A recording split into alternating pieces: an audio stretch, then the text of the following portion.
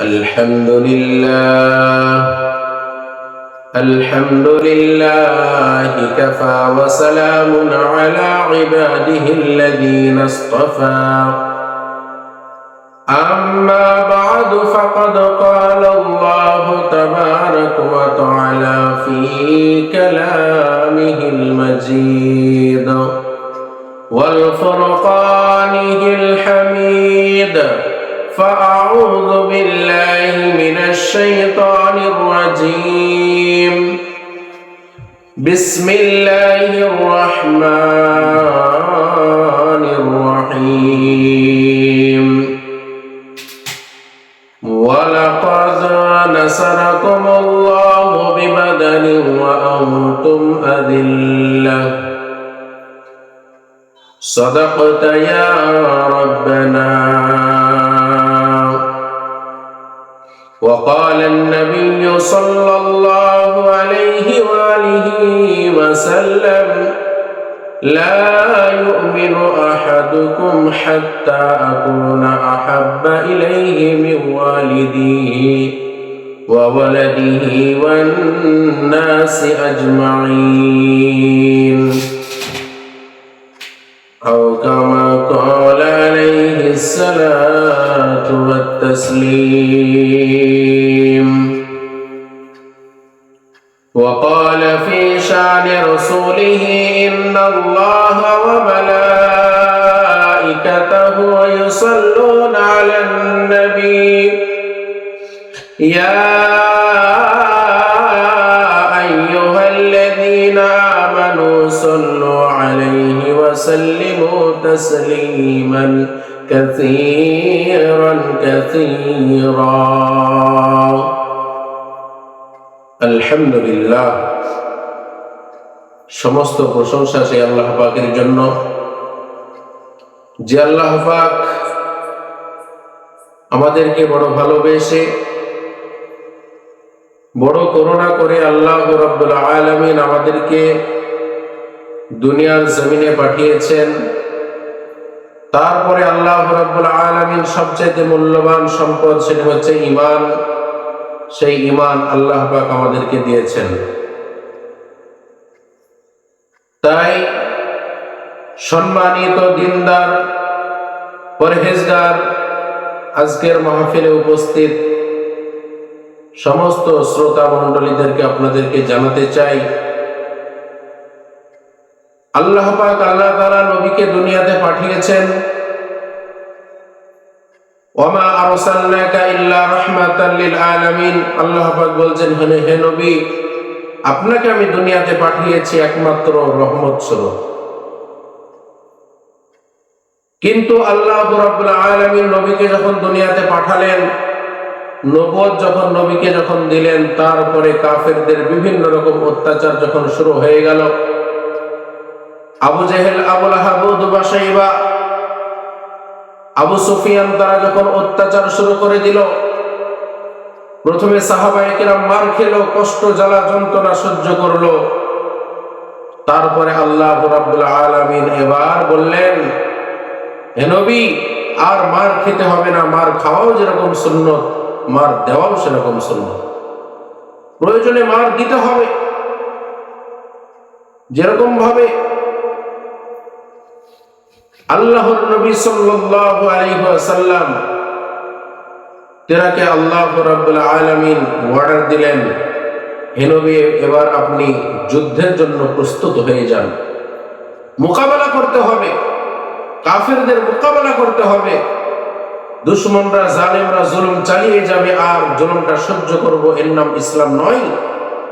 মোকাবেলা, প্রতিবাদ করতে হবে। তো মহান আল্লাহ রাব্বুল আলামিন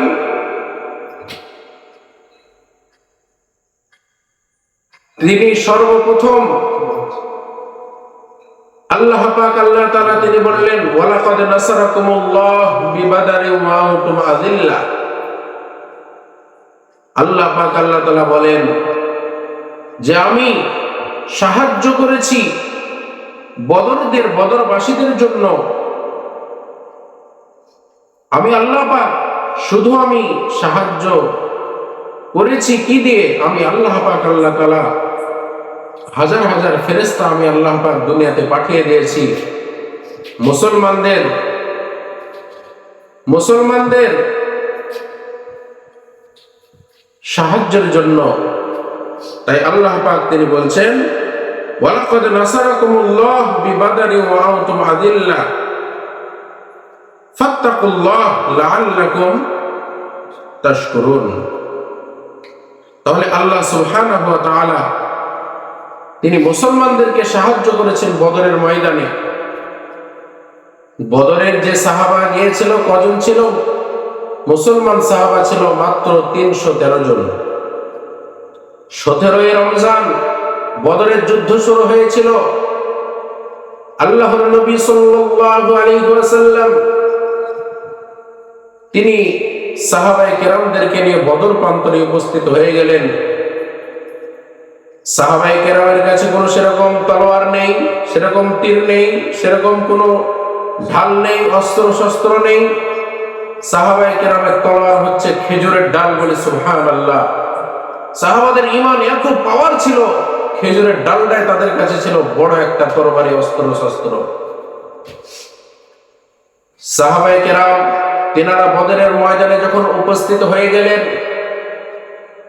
ওইদিকে কাফের মুশরিকরা তারা এসেছে হাজারের উপরে। তাদের কাছে সৈন্য আছে, তাদের কাছে বিভিন্ন রকম অস্ত্র শস্ত্র আছে। তারা মনে মনে চিন্তা ভাবনা করলো মাত্র 313 জন, আর আমরা হাজারের উপরে, আমরাই হয়তো বিজয় লাভ করব। কিন্তু সবচেয়ে খুশির বিষয় হচ্ছে এটা, দুনিয়া শুরু থেকে নিয়ে পর্যন্ত প্রত্যেকটা জামানায় বড় বড় একটা ফেরাউন এসেছিল। এ জামানার একটা বড় ফেরাউন ছিল, তার নাম হচ্ছে আবু জেহেল। আবু জেহেল আল্লাহর নবীকে এত কষ্ট দিয়েছে, এত যন্ত্রণা দিয়েছে। সেই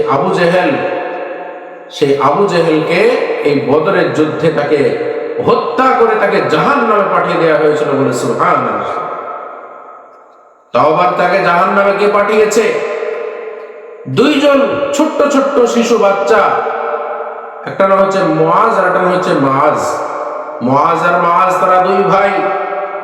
তারা যখন বুঝতে পারলো, শুনতে পারলো, যখন বদরের যুদ্ধের আওয়াজ যখন তাদের কানে যখন চলে গেল, সেই মাআজ আর মুআজ তারা বলল যে আমরাও যুদ্ধে যাব।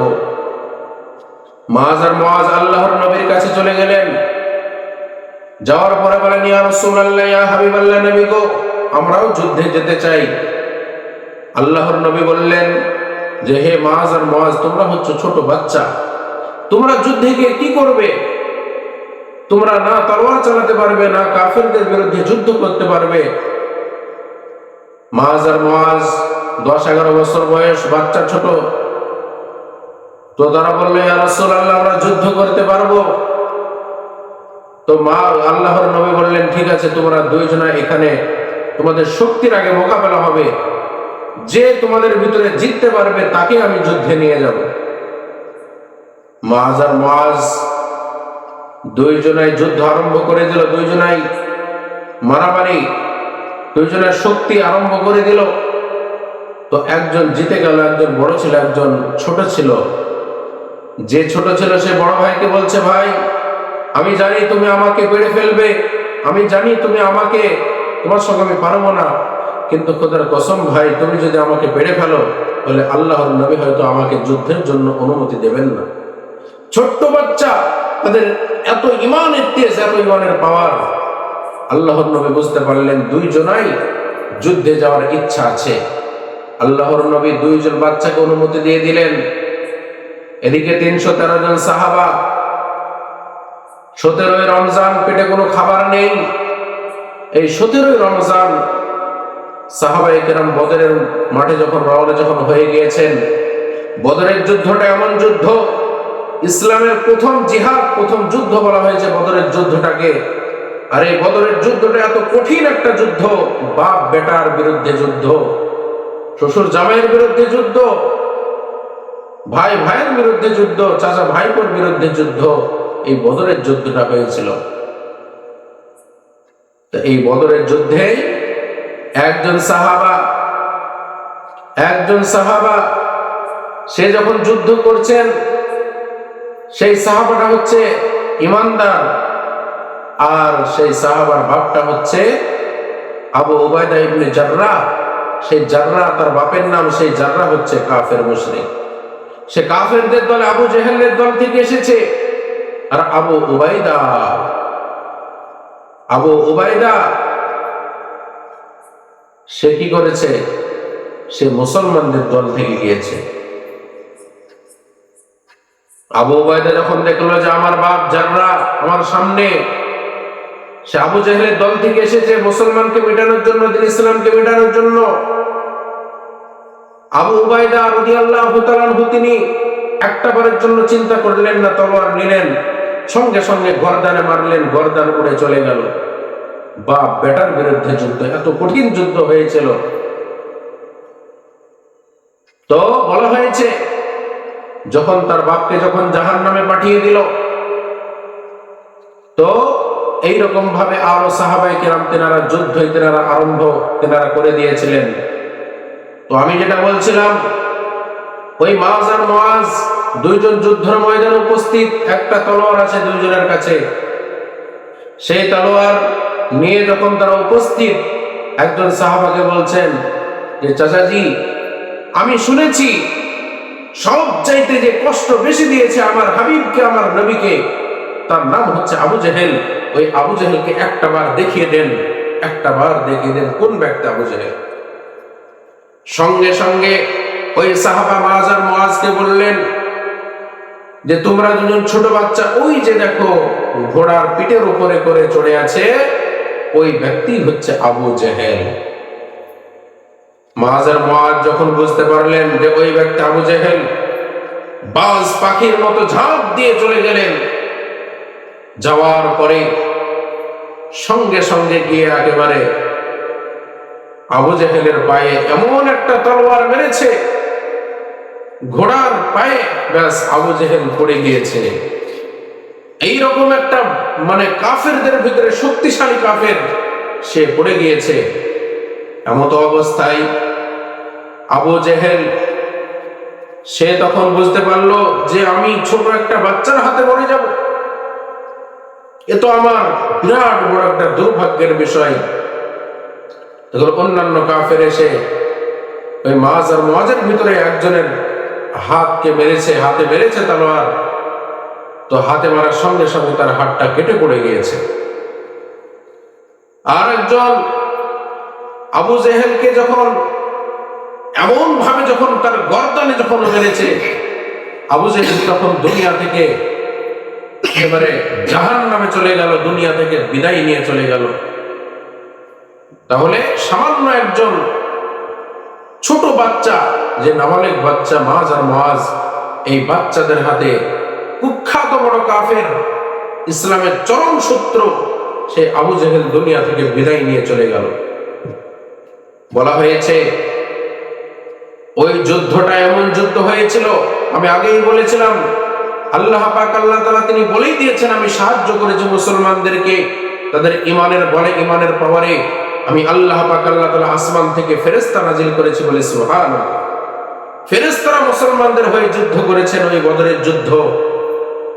তো যেটা বলছিলাম, আবু উবাইদা ইবনে জাররাহ যখন তার বাপকে হত্যা করে ফেলেছে, জাহান্নামে পাঠিয়ে দিয়েছে, যুদ্ধ যখন শেষ হয়ে গেল, আল্লাহর নবী বলছেন যে কি ব্যাপার, আজকে তোমরা যে যুদ্ধ করলে, কে কার বিরুদ্ধে যুদ্ধ করলে, কে কে মারা গিয়েছে কাফেরদের ভিতরে? একজন সাহাবা বলল, উবাইদার বাপ জাররাহ মারা গিয়েছে।